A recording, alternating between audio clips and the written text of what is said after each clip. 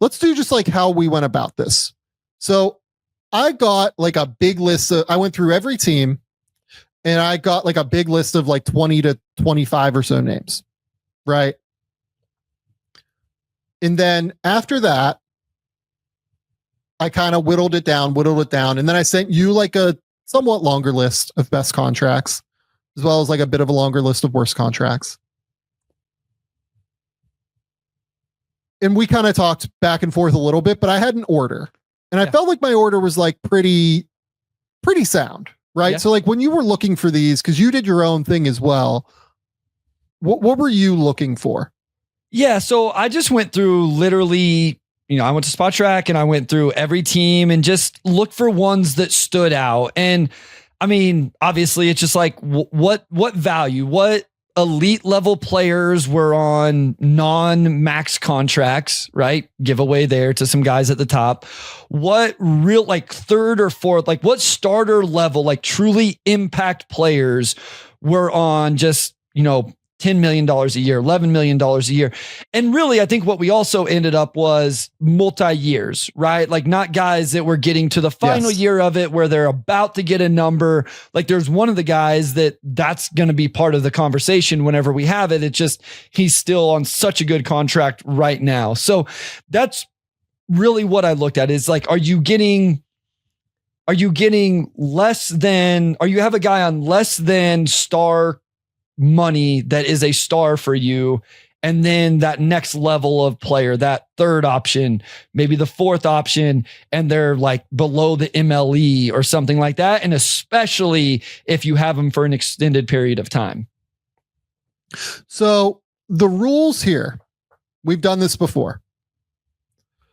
The rules here are no max contracts. Because look, the best contract in the NBA right now is either Nikola Jokic or Shai Gilgeous-Alexander, right? That's the reality. Like those are the two guys for MVP. You would do whatever you can to have those guys on your books. Remove those guys. Totally. Second, how valuable are you to what the team does? Extremely. In this case, they're going to be high end. The third team, or the third piece of it, no rookie scale contracts. Wemby otherwise would be very clearly the best, right? Yep. No rookie scale deals. That also eliminated Tamani Kamara because Tamani signed a deal immediately off of being a second round pick for a 4-year deal. That means like even a second round pick who is on a long-term deal is not eligible here. If it's your first guaranteed deal, basically, you are not eligible. Third, length of contract matters here. So Jaren Jackson, we'll talk about this up front. Yep. Jaren Jackson, despite the fact that he has 1 year, $23 million left on his deal, and he's going to be an all NBA player for both of us this year, presumably, he is not on this list because he has 1 year left. And frankly, given Memphis's machinations here over the course of the deadline, they have set themselves up to potentially up his contract in the offseason. Or if he makes all NBA, they're just going to be able to extend off of it. Right. Mm-hmm. Yep. Mikal Bridges also not on this list because he has 1 year left. Yeah. Austin Reeves, not on this list, despite the fact that he has one of the best value deals in the NBA because he has 1 year and I think like 13 and a half left. And there is no fucking way that guy's picking up that player option. He has been so good over the course of the last half of the season. Even Draymond Green was another guy I looked at too. Like he has 1 year left realistically. It's 252 left at the last year's of player option. So if it goes and it goes great and you get the excess value, he's probably opting out of that player option. Right? Yeah. And I was just going to quickly say also even lower level name guys like Ty Jerome, who we've given a ton of love, like he's an unrestricted free agent now. And Malik Beasley is on a 1-year contract. So even guys like that who I could see people wanting to end up on these lists, they're not, because those guys are about to go get paid, at least get a pay up, upgrade this offseason. If Beasley was on a 3-year, $18 million contract and this was year one of it, he's on the list. Or if Jerome had another year at $2 million, maybe, but those guys are the end of their contract. So even those level of players aren't going to be listed because of that reason, even though there obviously been great values this season. The other thing that I considered as to whether or not we should consider it is whether or not we should start doing the like max deals that were signed under the old CBA kind of thing, where like, because Darius Garland signed his max deal at 25%, like back in the old days, he's only at like $38 million or something right now, which is crazy. We ended up deciding not to include those guys. Garland next year is going to make $39 million and like, again, might be an all NBA player this year. Well, even like compare him to like, that's even SGA. Yeah. SGA is legit the same number. He is extension eligible this offseason, but SGA is in the same boat. So we decided not to consider those players as well.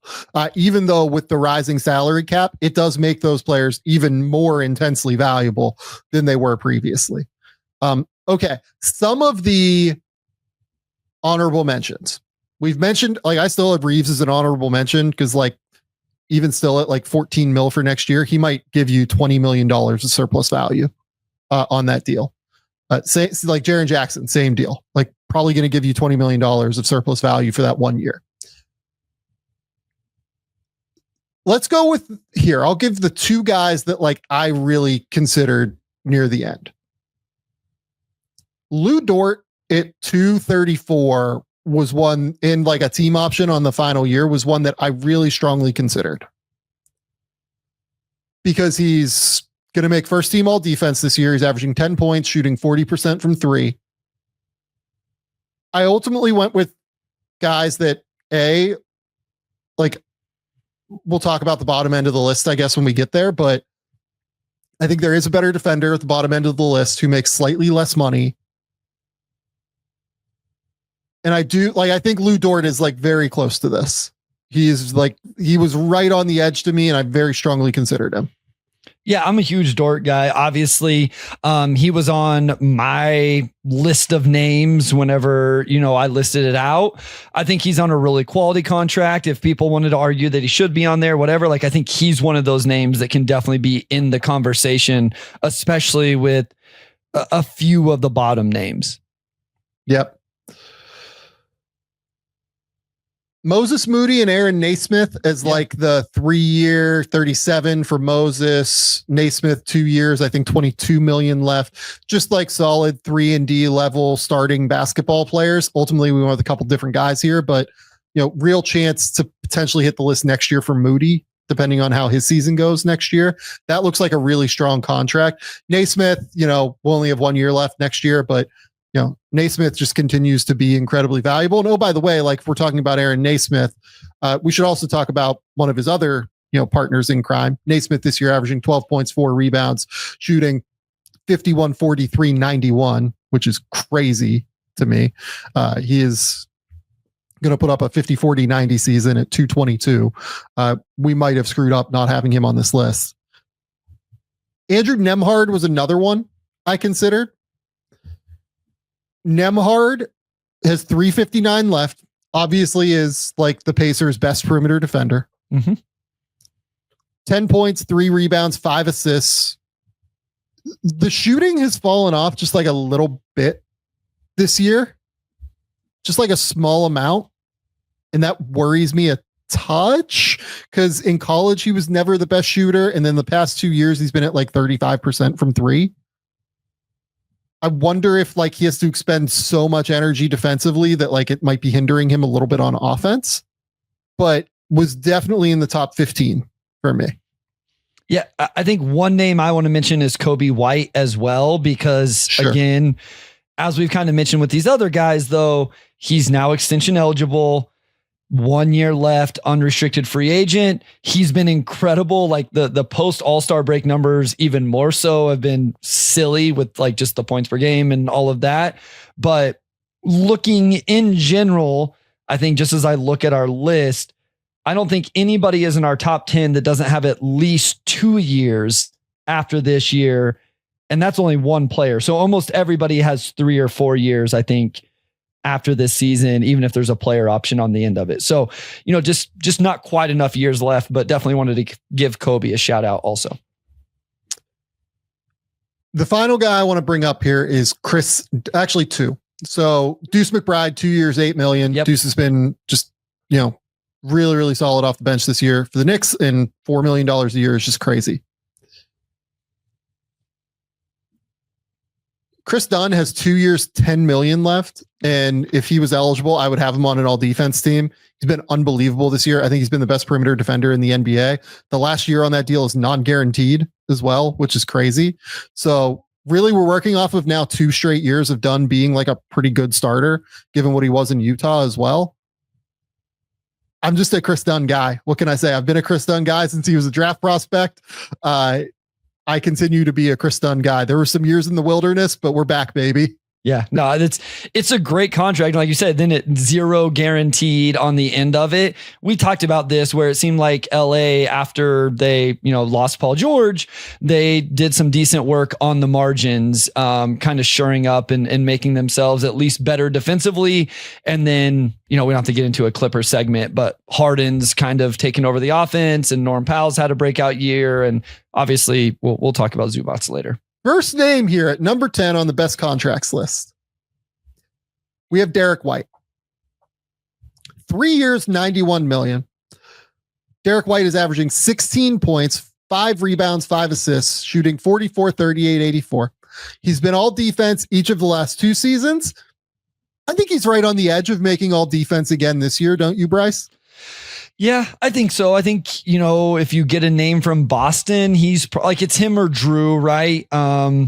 So yeah, I would say. Yeah. And Drew is going to be very close. I was going to say, does he have on the games played? I think he might be like 1 or 2 short, if I remember correctly. Oh yeah, no, he is. Yeah, he's only at 59. And that's another thing with Derek White. He has 73 games played this year. He played 73 last year. Played 70 the year before. 75 the year before that. Like, been very, very consistent throughout almost all of his career, to be honest, in terms of being available, playing minutes. And that's just kind of the story of Derek White, right? Is like, it's the consistency of what do you need from him? When do you need it? And he delivers in that way. Yeah, no, that's exactly right. Like, he's just this amazing chess piece for the Boston Celtics. I feel like if they need him to take on slightly more ball handling duties in a certain day because Jaylen Brown isn't playing or Jason isn't playing, he can do that. If they need him to step back and be more of like the spacer and be like the transition player, they can do that. If you need somebody that can do any number of different things, he's just going to problem solve for you while also playing elite level defense. He was a little bit higher on our list last year. I think he's been just like slightly worse on offense this year than what he was the year before. He is now 30 years old. I think that there is a chance we could be seeing some like very, very slight age-based decline just in terms of the efficiency. But he is still just a guy that ultimately, the high expense guys that I looked at here, Tyler Hero, Jalen Johnson was another one like I kind of briefly looked at as well. Jalen, yeah. Jalen, the only reason that I didn't do Jalen Johnson is because even though Jalen is averaging like 19, 10, and 5 this year, right? He's only played 1 season of 70 games. And I just would like to see him play a full season at some point, like beyond that 1 single season. And he did that when he was averaging like 6 points a game, right? And played 15 minutes a night. The last 2 years, he's combined for 92 games. Like Derek White is going to consistently be on the court.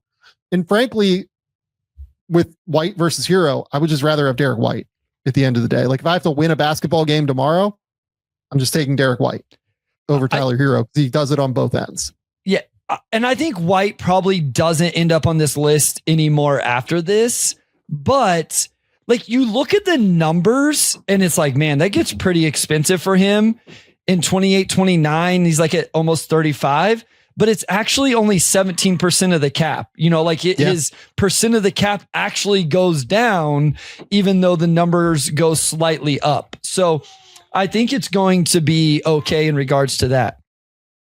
Yeah, no, I think that this deal is going to make sense. Like people have been trying to figure out, okay, what do the Celtics do moving forward? Do they have to get rid of a Drew Holiday? Do they have to get rid of a Kristaps Porzingis? Because as we know, the repeater tax is going to get aggressive for the Celtics. Yeah. To me, I think that White is the one that you keep, and you probably, if you have to move a player, it's one of Drew or it's Kristaps. It's not Derek White. Okay, so interesting.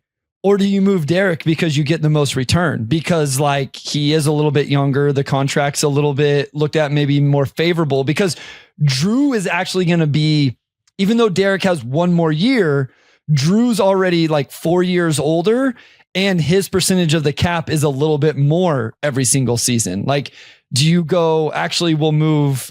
I understand what you're saying. I just wonder if Derek gets you more of a return where it ends up having to be him just because the return nets you some like legit young player. It's not just cap relief. Maybe it gets you real value.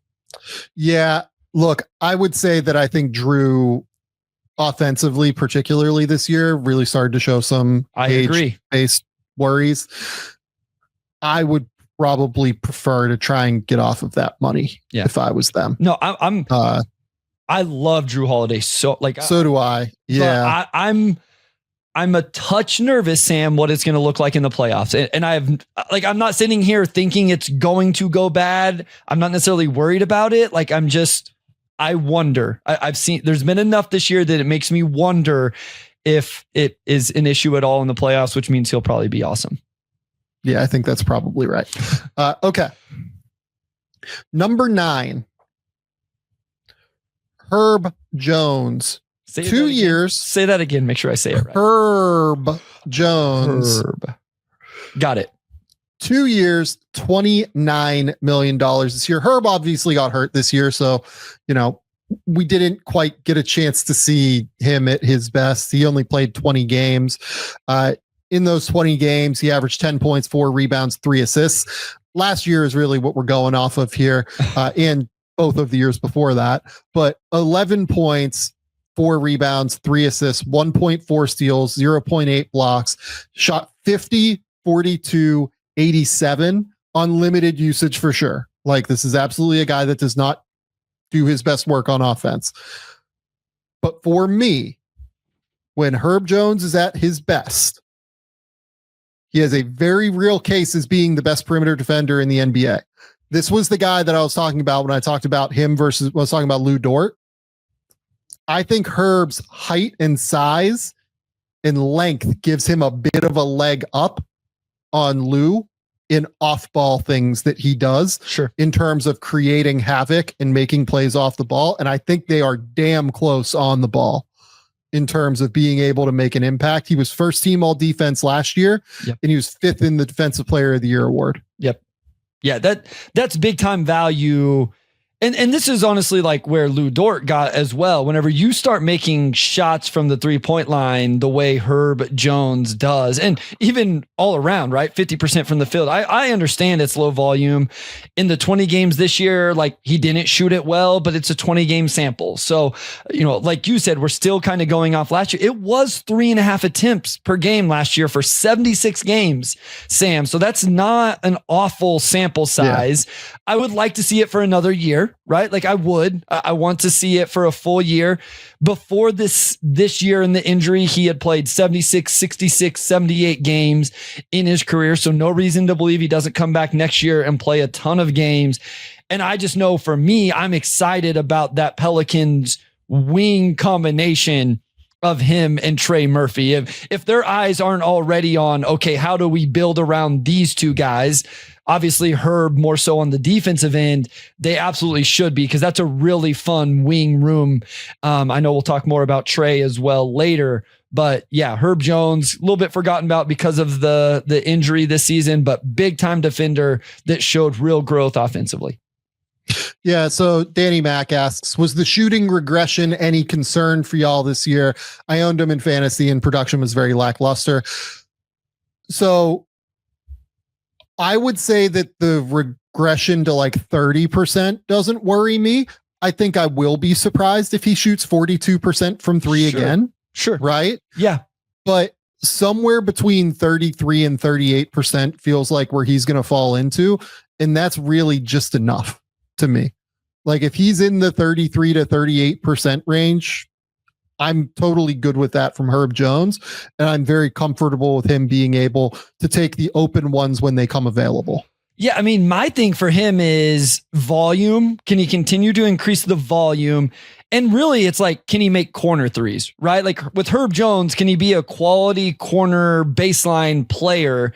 And that's what he did tremendously last year. He shot 48% on corner threes last season, and it was they're over 50% of his 3-point shot diet for his entire career. This year in that sample size, it was 37% on corner threes. So I think it's more so, I'm with you. I don't think he's going to be like a career 40% 3-point shooter, but can he get 36, 38? And can we get those attempts over 4? Can we push those to 4.5 and really be over 40% for sure on corner 3-point attempts? Or, you know, those whenever they're just leaving him wide, you know, the uncontested catch and shoot that Synergy would track. I think that's what's really important. Does he have enough gravity that you can't just stand and leave him wide open in the corner, in transition, on the weak side when a pick and roll is happening?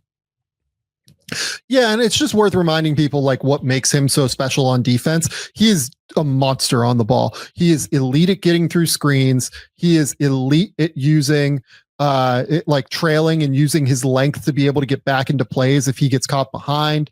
He is so aggressive and physical at the point of attack. At 6'7" with a 7'1" wingspan, he has the ability to guard real like perimeter players like Darius Garland, as well as go up the lineup and guard even like up to the 4 and occasionally the 5. Like they have done that with him before. I wouldn't say he does it against like the highest end 5s at a particularly like OG Anunoby is a better defender against the 5s than what Herb is. But you know, OG makes literally 2 times what Herb makes. I actually think it's more than that. I think it's like 3 times almost. And B, Herb is also just like a monster off the ball. Like he's so good at cutting off angles. He's so good at closing out onto shooters, onto like scrambling. He is a monster on that end. Like he is, to me, I thought he was the best perimeter defender in the NBA last season. I didn't even really think it was all that close. Yeah, no, I mean, I'm just looking through some of my notes from the 23-24 season on him, and it's defense is so much fun to watch. It's not always flashy. He just is impactful, but then he also like will force a carry or he'll have a transition hustle play. Like he kind of does all of it, right? Like we talk about these guys who can get the stocks and the chase down blocks and those things. And he can do that. And like the numbers don't blow you away, but he's also just very, very solid with the way he goes about it as well. Okay. Number 8, Josh Hart. I just am so blown away by the season Josh Hart has had this year. Like that dude is literally just the Knicks' biggest problem solver across the board. If they ever need something done, he is going to be there. Averaging 14 points, nearly 10 rebounds, nearly 6 assists, which is crazy. That is crazy that he's averaging 6 assists. He has been awesome as a passer this year. It is a career high by leaps and bounds. He's shooting 53% from the field, which is also a career high. He's at 34% from 3. I still don't like totally trust him is a shooter, but he's also at 78% from the line. Man, I get it that like it hasn't been sweet recently with Josh Hart, but him at 3 years, 60 million, 62 million with a team option on that last year. This is an amazing contract, given that he also works his balls off defensively. And like, he's not like an amazing toolsy defender, but is willing to like really fight and scratch and claw. Guys, the points don't really matter, but it's really guys that average 9.5 rebounds and 5.5 assists. You want to guess how many there are in the NBA this year? No, how many? 4 total players that average 9.5 rebounds and 5.5 assists. Jokic, Giannis, Sabonis, Josh Hart. It's decent company. Awesome.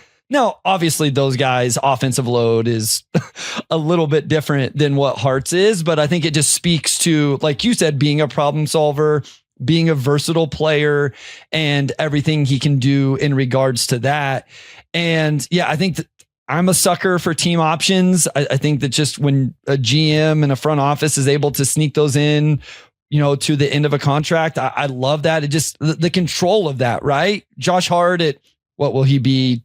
31, 32. He's still playing great basketball then. Perfect. We're going to exercise that. He's going to be 12% at the cap. He's not playing well. He falls off. The minutes catch up to him. Perfect. We can get out of it with no issues. And I think we've already mentioned Deuce McBride, talking about Josh Hart here. We'll talk about Jalen Brunson at the very end. Spoiler alert.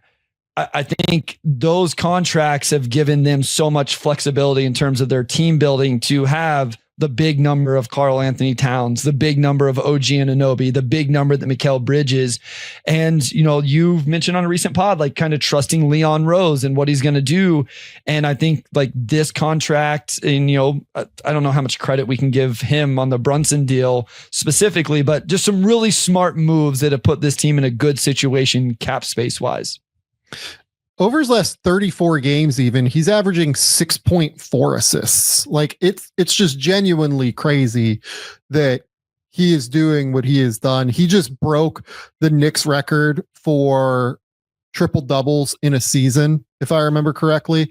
He has 9 this year, which is just like, if you would have made me guess if Josh Hart would have 9 triple doubles in a season when he was coming out of Villanova, like I just never would have even come close to that, right? Like he was a fine passer his last year. He was not like some incredible, playmaking passer that 4th year at Villanova. Man, he is just the passing, the playmaking, all of it has just been so good. And look, I get it that the shooting is really frustrating. And it is a real factor for them in the playoffs, which is why, despite the fact that these numbers are here, he's not even higher on this list, frankly. But yeah, I just. Okay. How about the triple double stat then? Nikola Jokic blowing everybody away with 31 this season. LeBron is second with 10, which then I'm sure you can guess. Josh Hart is tied for 3rd with 9, with Cade Cunningham, Domantas Sabonis, Giannis Antetokounmpo. The next closest person has 6, which would be Josh Giddey. So, and I know people say like minutes, 37.5. They play a lot of minutes. He's second in the NBA in minutes, but I mean, there's something to that. If you can play 74 games and almost 38 minutes per game and shoot 53% from the field and grab rebounds every night on both ends of the floor. That's the thing, Sam. It is both ends. He's 2 offensive boards, almost 7.5 defensive rebounds, along with the assists, all of that. Like there's something about being able to do that consistently with the amount of minutes he provides. That's just a ton of value. Sam, he's like top 20 in the NBA defensive rebounders, like of all players, of everybody. That's bigs and otherwise, just ridiculous stuff. And I liked him in the playoffs last year too. Like I will say that, like he averaged 15 points, 12 rebounds, 4.5 assists per game, and did shoot 37% from 3 in the playoffs, which was critical. I mean, he is fantastic. He is so good. This year, there is nothing holding you back from loving your hair again. Hair is so much more than what you see on the surface. It is a reflection of what's happening inside. Let NUTRAFOL target the key root causes of your thinning hair and help you grow stronger, healthier strands from within. NUTRAFOL is the #1 dermatologist recommended hair growth supplement brand, trusted by over 1.5 million people. See thicker, stronger, faster growing hair with less shedding in just 3 to 6 months with NUTRAFOL. Thinning hair is different for everyone, so a one-size-fits-all approach to hair growth, it just doesn't cut it. NUTRAFOL has multiple formulas for men and women that are tailored to different life stages and lifestyle factors, so you can get what you need when you need it. It's physician formulated, 100% drug-free ingredients, and it supports healthy hair growth from within by targeting key root causes of thinning, from stress to hormones to aging to nutrition, lifestyle, metabolism.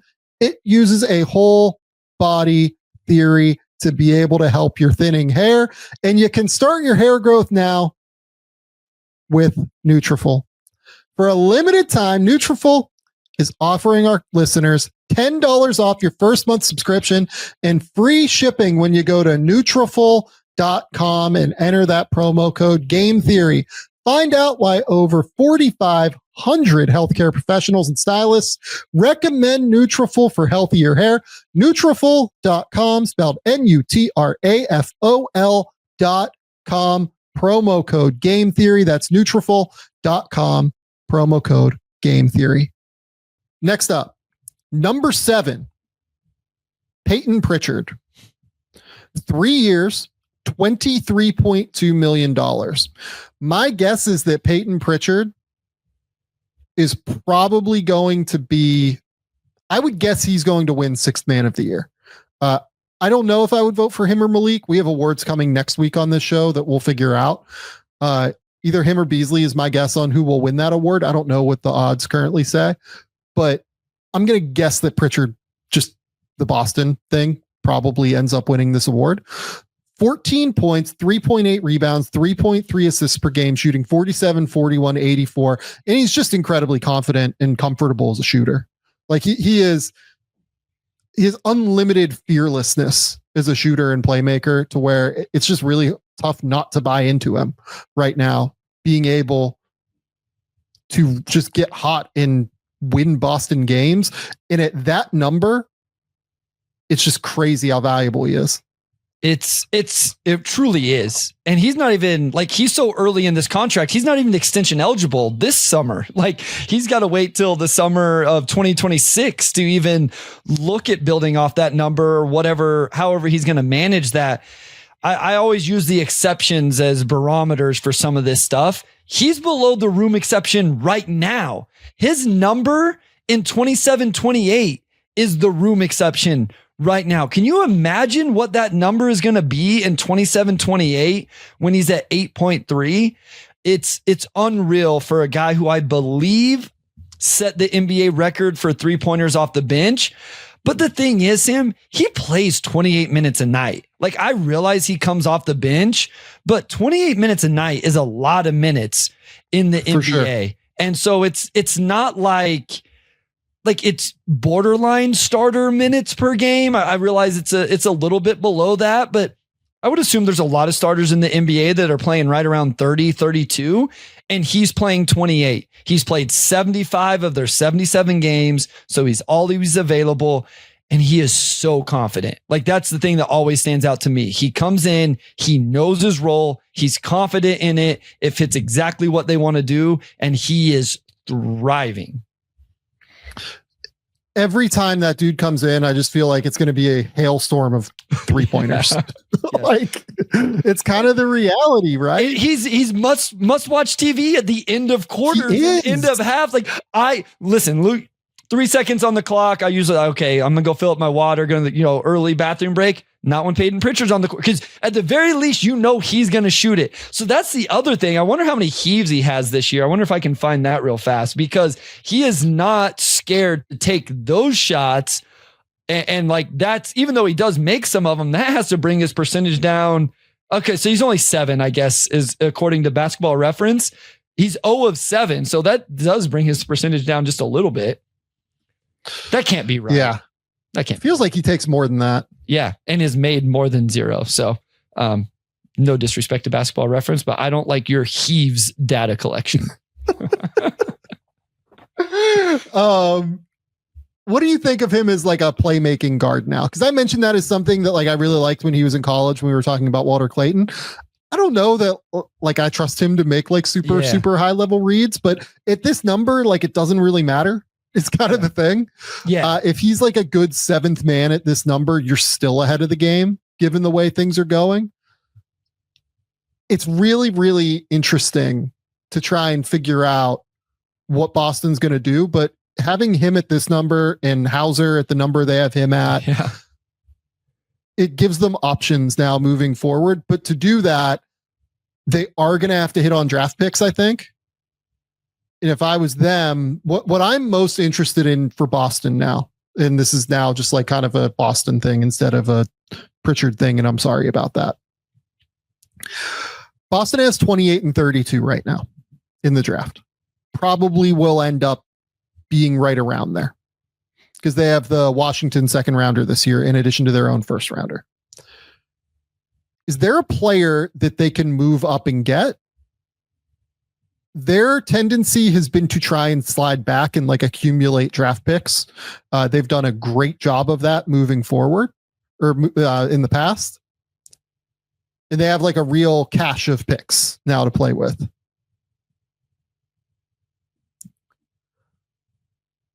I am interested to see if there is just a guy, given the way that this draft is shaping up, where the 2nd round might be like actually kind of weak. Yeah.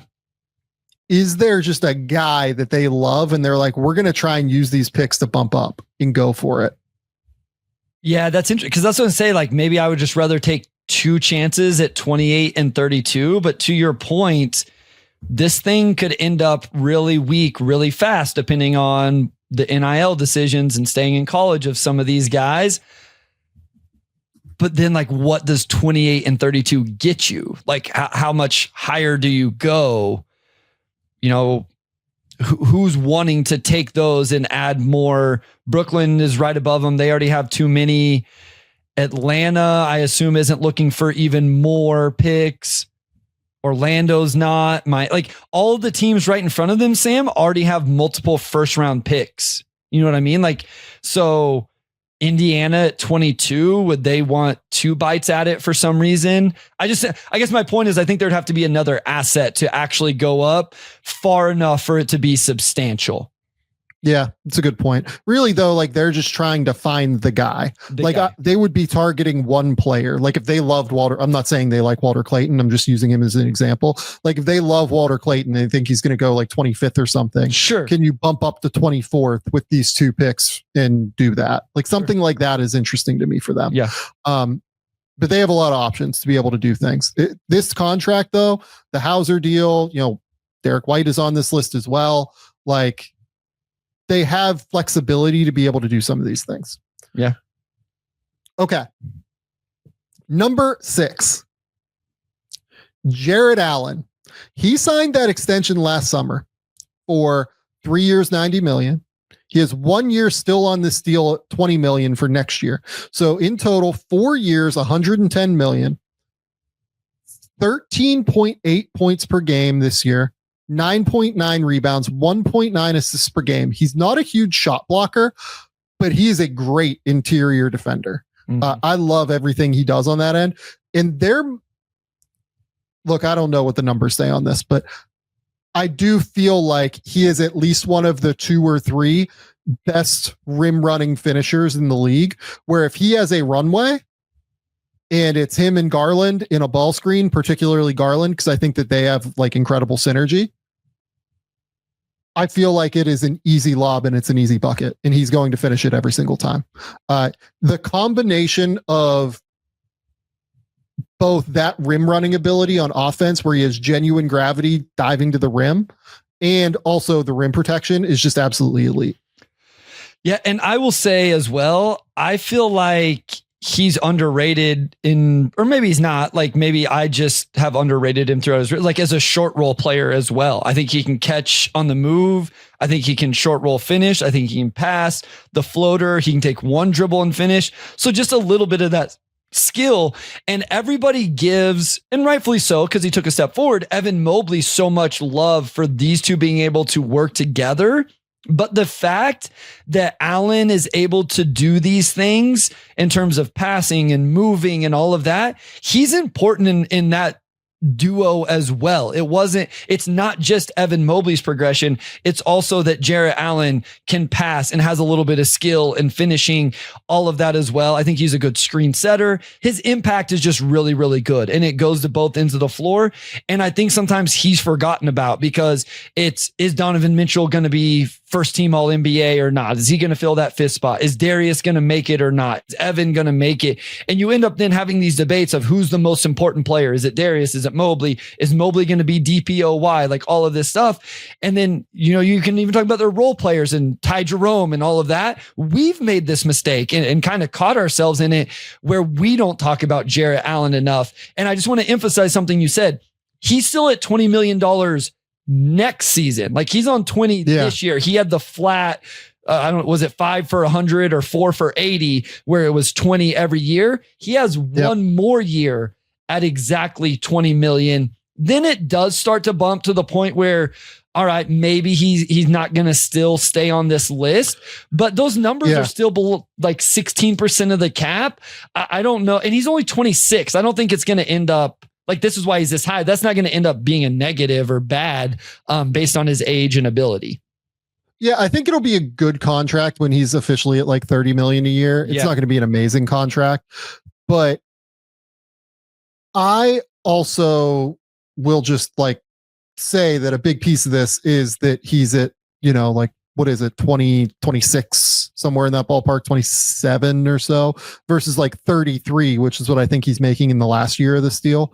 There's a chance he makes this next year, but it'd be a question. This could be the last year we see Jarrett Allen on this list. But if you think about the number of centers there are in the league that are this good on both ends of the court, and like this valuable on both ends of the court, it's really kind of a more limited list than what you think, right? Like hitting this level on both ends. I'm like trying to think off the top of my head. Like I'll pull up like a list of positions, right? Like Wemby is on this list. Zubats is on this list. AD is on this list. Chet is on this list. I mean, like some people I think would put Jokic on this list, but Jokic's offense is just so much like greater that it doesn't really matter. I think Hartenstein is on this list for sure. After that, it gets real iffy, right? And most of the guys we just noted is that like those guys are making damn near max money. So for him to not be on max money at this deal is like pretty impressive. Yeah, I was just looking like where he was 1, 2, 3, 2, 4, 6, 8, 10. He's like 13th or 14th in the center rankings. If you do AAV. So, and that's, and the part of this ranking is still because that initial contract was so good, right? And I think the fact he still has one more year of that, and then even the new contract kicking in isn't going to be crazy bad, I think is what ends up leaving him on the list. I would guess next year he's like in the mentions, but it starts to jump up enough that I don't know that he ends up actually making the list. Yeah. Okay. Number 5, Trey Murphy. This is just like the breakout guy from this year. Yeah. And him signing the deal that he did at the extension deadline was just fantastic for the Pelicans. 4 years, $112 million. He's averaging 21 points per game, 5 rebounds, 3.5 assists, shooting 45, 36, 89. Continues to grow every single season as an on-ball creator. And that's the reason he's here now still. The level of growth that he showed this year as an on-ball creator after signing this deal and after some of their guys went out with the injuries throughout the year, that's the real difference maker for the Pelicans now moving forward. And this is one of those where the length of the deal being at the rate they got it for is going to make this look really good if he's the player we saw this season. If he's 20 to 25 a game on 45, 36, 89, doing the things with the ball in his hands that he does, that contract is big time because they have him at that number extending out. Like you're getting what, high level option 3, potentially option 2 type stuff. I think you might be getting option 2. Like it's not impossible, but I think that the better projection right now is probably 3. Yeah, I thought he flashed level option 2 level stuff. Like I would like to see it for an extended period, a whole season, like all of that, to just know that the percentages would hold. But yeah, man, like he was so good this year. He was definitely, like you said it, the breakout guy that ends up on this list. We knew he was a big time shooter, but the distance he's able to shoot it from, the off the dribble stuff, the 3-level potential scoring that now he was showing, even the passing assist numbers went up. The turnovers are going to go up with it, but really impressive season for him. Even though we only got 53 games of it. Yeah. With Murphy, the thing that continues to grow is just his comfort in ball screens more than anything. The ball screen comfort level is just crazy to me. Like the fact that he continues to be able to play at pace and understand how to use that pace of play where he's like on his hip, getting guys on his hip and then just like keeping them there at this point. I mean, like if you'd have watched like some of his Rice tape and you go back and you watch the Virginia tape, it's stuff that you never would have guessed that he had. Like I really liked him in the draft. I think I had him like 14-ish would be my guess, like somewhere in that ballpark. And I liked him because I thought that he was going to be like an awesome 3-and-D guy. The way that he's improved, and it makes sense. Like he's a late bloomer physically. Like he just was not this big throughout the course of his life. He continued to improve the guard skills at a younger age and like get that dexterity a little bit. But like even at Virginia, he just like didn't have that because his body was so like elongated, kind of. He was still very skinny. The way that he's filled out his frame over time has allowed him to get like really, really strong. I will say, like, and this is something we've said throughout the year on the show, even while this Trey Murphy breakout has happened, I think he is like a bit overrated on defense. I don't think he's terrible on defense, not even remotely close, but I think he's like more of a neutral as opposed to a like good defender. And I think sometimes he gets thrown in with like the good defender bucket at, 6'9", ability to guard wings at a real level. I wouldn't quite say that. But I think he's more of like a neutral on that end, which is like totally fine given where the offense is going to get to. Honestly, to me, I've been like, I mentioned this on the video I did earlier this year. I've wondered if there's like some Chris Middleton outcomes here. And Middleton, I can't remember if he made an all-NBA team or not, but like 4-time All-Star, multiple time, exceptionally valuable player, and certainly the second best player on a title team. So like, I think there are real high level outcomes for Trey Murphy here, but he has to continue to grow. And the good news is that like, he does just keep getting better. Yeah. I mean, he's 24. The offensive growth this year was incredible. I'm glad you mentioned the ball screen stuff, because as I went back through my notes, it was like snaking screens into floaters and all sorts of just ridiculous stuff. I do think he still has to grow. Like if he's going to be like a number 2 option, you got to be able to create, and they're going to put 2 on the ball and those type of things. You have to make the right decisions out of that. And then I agree with you on the defense. I think for me, I put him in that. I don't think he's elite. I don't think he's great. I don't think he's good. I think he's probably neutral, but even if he's a high end number 3 option, I think just his length and all of that on the defensive end being neutral, you will take that from that level of offensive output. So I don't think it's an issue. I just don't think sometimes he gets talked about in a way defensively that it's just not the level he's at. Yeah. Okay. Number 4. Another like real breakout player this year, Aaron Wiggins with Oklahoma City. Aaron Wiggins has 4 years, 35 million remaining on this contract. He's going to make under $10 million a year. Oh, by the way, that is a descending contract to where in the final year, he is scheduled to make $7 million. I love Trey Murphy, but like Aaron Wiggins is going to be making like a quarter of what Trey Murphy is making in 4 years. And that's crazy. He's averaging 12 points, 4 rebounds, 2 assists per game, shooting 49, 39, 83.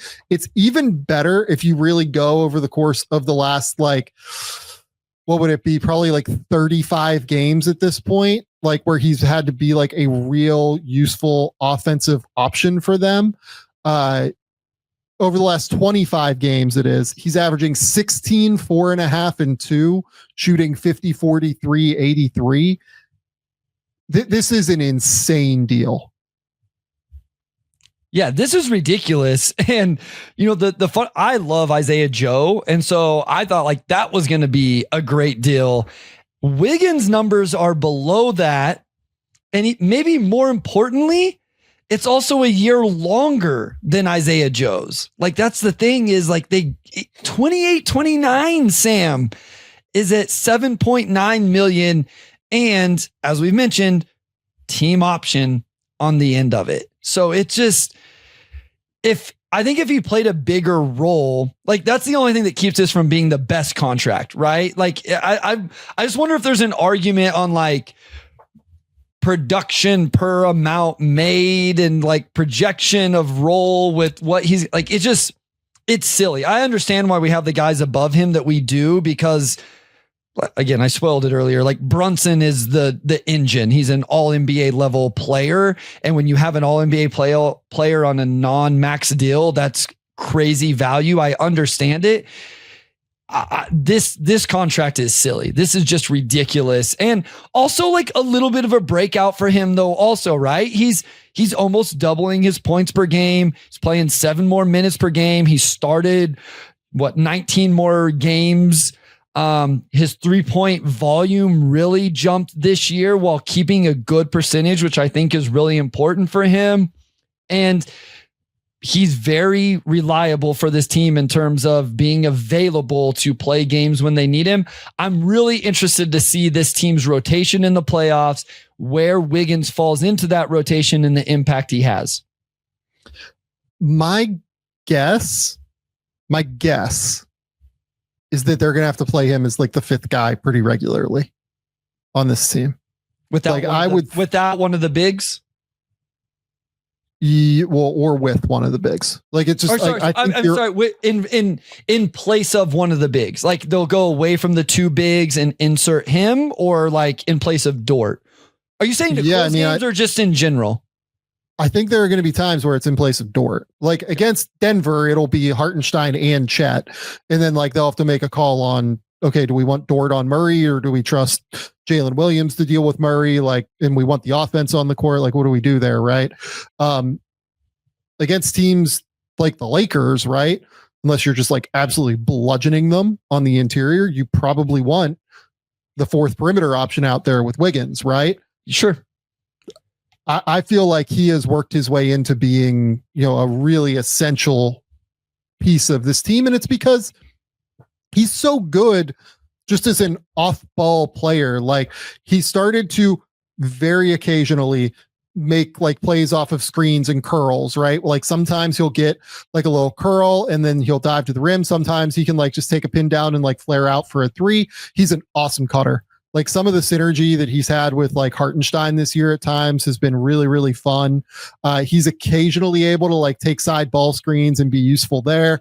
And then obviously like he's just a monster, like in the corners and on the wings as a spot up player. Like you can trust him to consistently make the right plays defensively. I'm a massive Aaron Wiggins fan at this point. And I'll say this too, like, I didn't love his defense like previously. I think he's been better this year on defense. Like he gets a lot of the easier matchups because they have Caruso and Kaysen and Dort and J-Dub and, even Shea will occasionally deal with tough matchups. But like, I feel like he's been way better on that end this year too.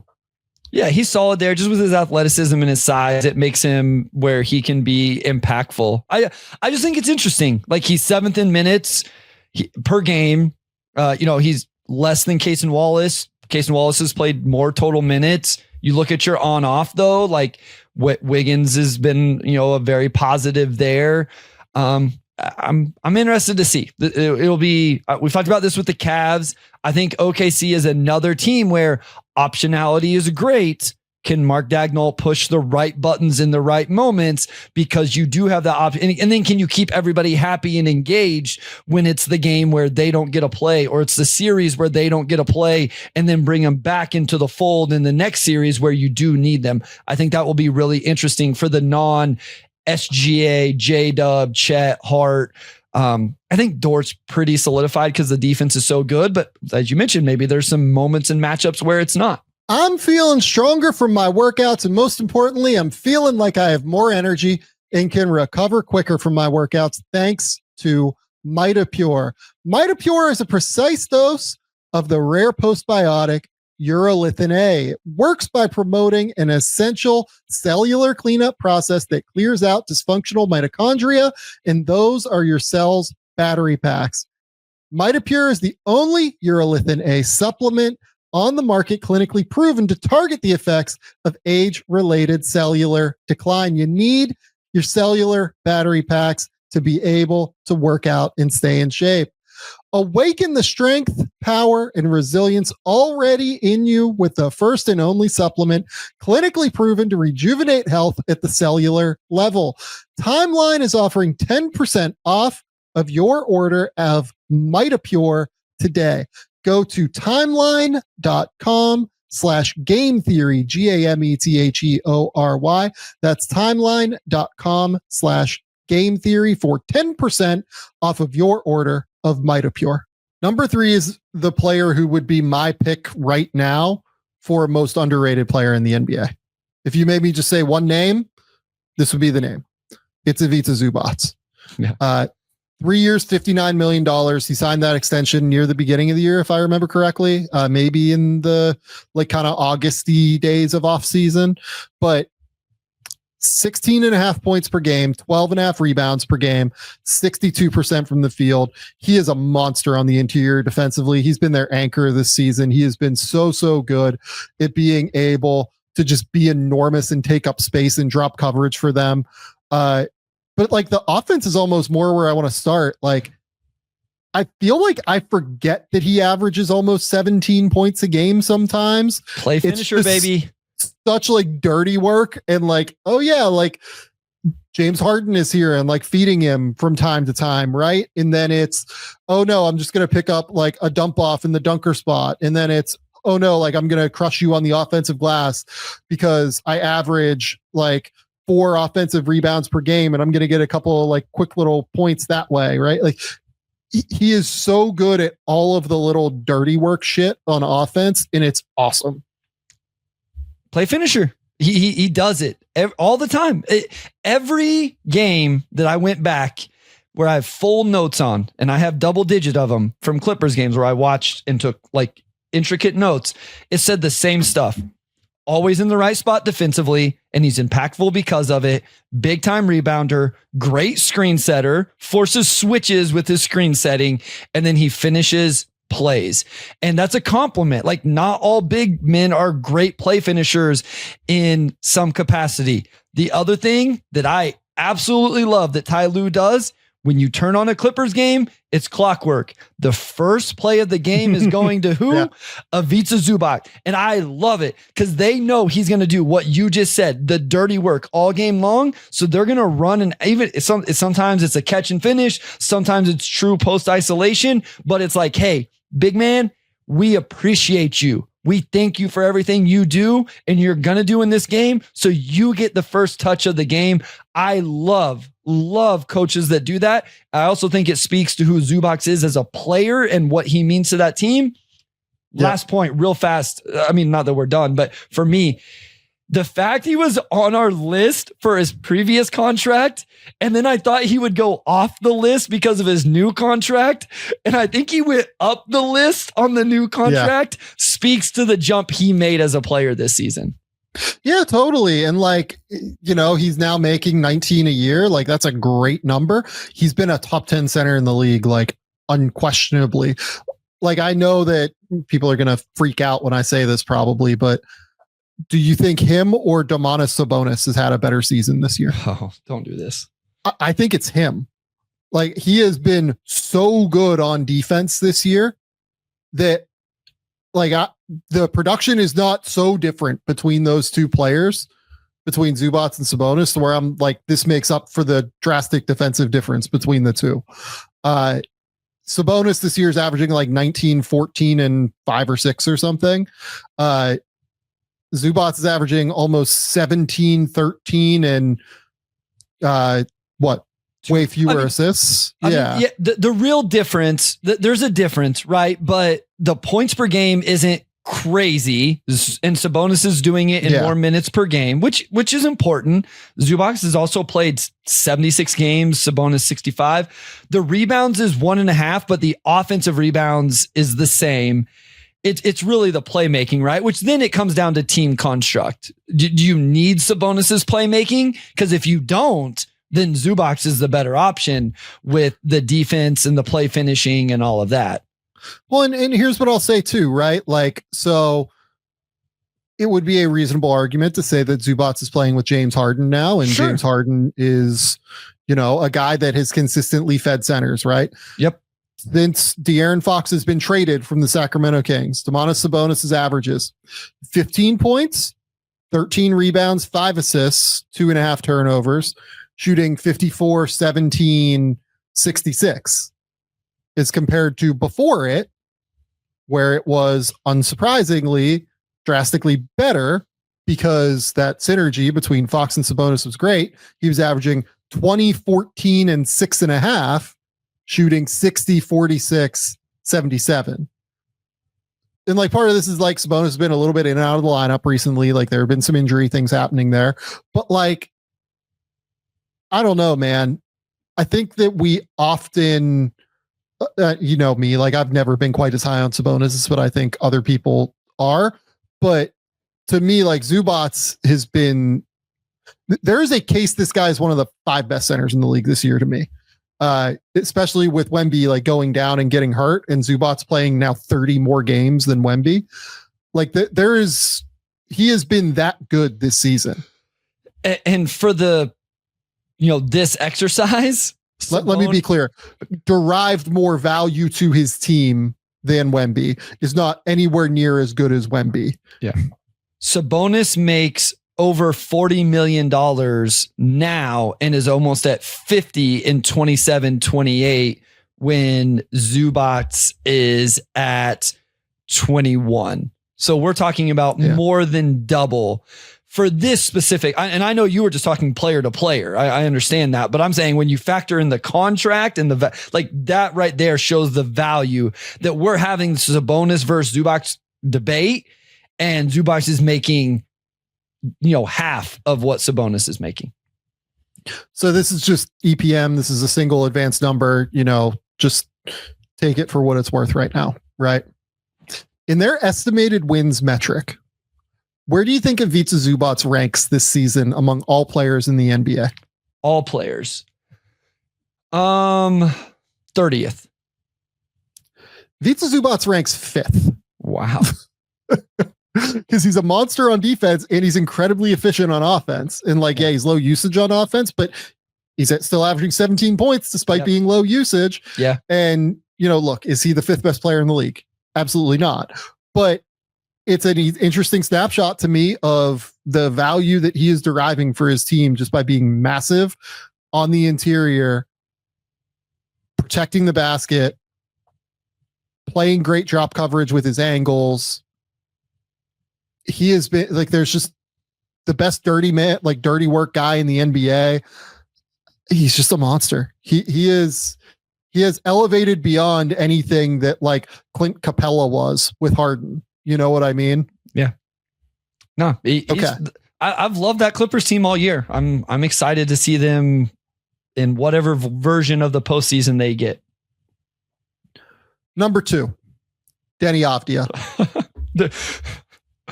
I mean, there's a whole 20 minutes on Deni Avdija from a couple episodes ago too. Yeah, like that's the thing. Like, do we need to dive deep into the Denny hive? I feel like we've done it once a week over the course of the last 2 rightfully months so. on this To be show. clear, yeah. Rightfully so. But Deni Avdija has 3 years, $40 million left on this contract. Oh, by the way, it is a descending contract where he makes $11.87 million in 2027-28. It is bonkers. It is bonkers that is his contract. Washington Wizards, man, not Jeff Winger, my God, shout out community. Michael Winger and Will Dawkins, like, great job getting this deal signed. Probably should have kept him for the 2 first rounders. Like, unbelievable the way that he has grown and thrived, particularly as a creator himself with the ball this year. He's just an absolute truck stick of a player. The way that he uses his shoulders, the way that he drives to the rim, the way that he is able to just brush off opposing players in transition and semi-transition, everything. It's just crazy how good he is. Yeah, that's been the big thing for me, is just what he's been able to do off the bounce. Him getting to the free throw line is really, really impressive. Like, he's just like super physical with the way he does it. And it shows up in the numbers. Like, he's right around like Jokic and Tatum in terms of free throw attempts per 100 possessions, so you kind of take pace out of it. And like, how often is he getting to the free throw line? And so, those are top 15 guys in regards to that. I think he can pass a little bit. The assist, not a little bit. He's a really good. He can passer. definitely pass. Yeah. I guess it depends on the role, right? Like, I think the role he's in right now, he's a big time passer. I think the role he's in right now is perfect for him, right? Like, I don't know that you can go like straight, he's the primary initiator, but he can definitely do some of that stuff. And then the 3-point shooting has settled in nicely over the last 2 seasons, right? This was a big question, Sam, his first 3 seasons in the league, but over the last 2 seasons, on almost 4 attempts a game, 147 games played, 37% from 3. So it's settling in really nice. He rebounds. And he plays a ton of games. And to me, this is something I've really valued this year, is availability, right? And obviously other people, not the first one to say it, but 76 games on average over his last 4 seasons. And, this season's not even completely over yet. So just a big time player. And as I've mentioned, I love descending contracts. The fact he's on one is he's 24 too. Like, that's the other thing. Yeah. Him and Tumani, both 24 years old, both under contract for a few years, both on ridiculous contracts. It's got to be exciting for the Blazers. So if you want to go over the longer sample, Deni Avdija's most recent 44 games, 20 points per game, 8.2 rebounds, 4.4 assists, 49.7% from the field, 37% from 3, 77% from the line. If you want to go over a shorter period here where he's been like dominant over the last 13 games, 27 points per game, 11 rebounds, 5.5 assists per game, shooting 52, 46, 82 over his last 13. How many times is he getting to the free throw line in those 13? Good question. He's getting to the line 7 times per game. Unreal. In that run. And look, this is March basketball. We need to be very clear that this is like, he is not a 27, 11, and 6 guy. I feel good about that. Like, the last game came against Chicago.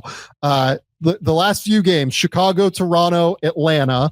All due respect to Chicago, who's playing well right now, but like, the defense is not exactly great there. They're winning with offense. The Knicks before that, Sacramento before that, and then you had Cleveland and Boston, where he had 17 and like 10 basically in both of those games. Then Denver, where he had 36, and they have been a dumpster fire on defense recently. Memphis has been a dumpster fire on defense recently. He went for 31, 16, and 8. And then you have Washington, Toronto, the Knicks again, and then Golden State is in this range as well. Honestly, like the 10-point loss to Golden State where he had 34, 16, and 6, to me, that's the best game I've seen him play recently. This dude has been so good late in the season and is not the entire reason, but a significant portion of the reason why the Blazers, like, they're going to win 35 this year. Like they're going to get to that level. I never would have guessed that they would get to that level. It's been very, very impressive what they've been able to do. And it's been super impressive that they have just like not quit on their season. And Denny's been the biggest reason why. And last thing for me is just you've seen year over year improvement from him. Well, and let me interrupt you real quick because you're going to the place that I was going to go to close this. What do you think the ceiling is here, given that we've seen the season over season growth? Yeah. So just like, even when you look at per 100 possessions, 12 and a half, 17, 17, 22, 8, 27 in terms of points, the assists every year, the rebounds even grew, and then they've kind of balanced out now because it's ridiculous. The free throw attempts. All right. I usually shoot low on these things. I would say third option offensively that provides a ton of versatility. I just don't know that I see him getting to like 25 points a game. I don't know though. I guess if you're scoring 20 a game, that could be a second option with what he does creation wise. But I think that I think he's your third option. Like you have a primary guy, maybe another big time scorer, or maybe it's your big man finishing whatever, but he fits right in that mold. Like, I don't think he's your primary guy, and then I think he can do some primary stuff off the bench, or he's not coming off the bench, but like in the second against unit, bench units. Yeah. Whenever you stagger him. Yeah. So there are 50 players in the NBA currently averaging 20 points a game. So if you think he's going to average 20, like he's probably a number 2, but is it like number 3 on a really good team? I think, yeah. Number 2 on like a, playoff team kind of vibe. I think look, the West is loaded. I just said there's a chance Trey Murphy makes an all-star game. I think there's certainly a chance Denny makes an all-star game at some point based off of what we've seen. Wouldn't blow my mind by any stretch. The shooting improvement is where it's going to come if he takes that next jump. I mean, look, he's making like 46% from 3 over his last little run here. I don't know if he's always going to do that, but I think that there is some world where he can get to, I don't know, like 30, 39 to 39 consistently on like more volume than what he shoots now. And if he does that, the big thing for him next is there a middle game that he can develop? Like, can he start to use his strength to take guys down onto the block and then like shoot like post turnaround fades, right? Like, can he do stuff like that? Yeah. That'll be what's interesting to me. And oh, by the way, like we haven't even talked about the defense in this game yet. He's a good defender. Like that's the other crazy thing. Like that's really what got him this contract, is that he was a really good defender. And this was before he broke out. He signed this deal, if I remember correctly, in the extension period in like before his 4th season started. He is, like there's stuff there. There's some real stuff here with Denny that like you can see growth coming if they so choose to utilize him in this way. Yep, I agree. Okay, number 1. I'm sorry, this is a little bit boring, but it is Jalen Brunson. This will be the last year he is number 1, and will probably be his last year on the list, I would guess, because he does have a player option in the 3rd year of this deal. But they still have him for 2 years at $80 million after this season, basically. And he's an all-NBA player at 2 years, $80 million, averaging 26, 3, and 7.5, shooting almost 50, 40, 85. Like, I'm sorry, it's Brunson. Like, if we're not including max deals here. Yeah. He signed this sweetheart deal in order to get like his boys to the Knicks. And it's a huge win for the Knicks now moving forward that they have Jalen Brunson on this relatively cheap deal, where You know, it allows you to go out and get Karl Towns, who's on a very expensive deal, right? Like that's the whole reason that the Towns deal worked for them, is that they had Mikal Bridges on a cheap deal. They have Josh Hart on a cheap deal. They have Jalen Brunson on a below market deal. That's why they've taken a bigger leap this year, right? Like it's because of this contract as much as anything else. I mean, if you just look at our all NBA, I'm just looking at like our last, like the names, right?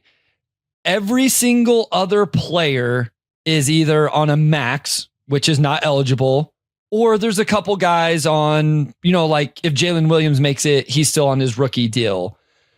But everybody else other than Jaren Jackson Jr., which we explained earlier why he didn't make it this time around.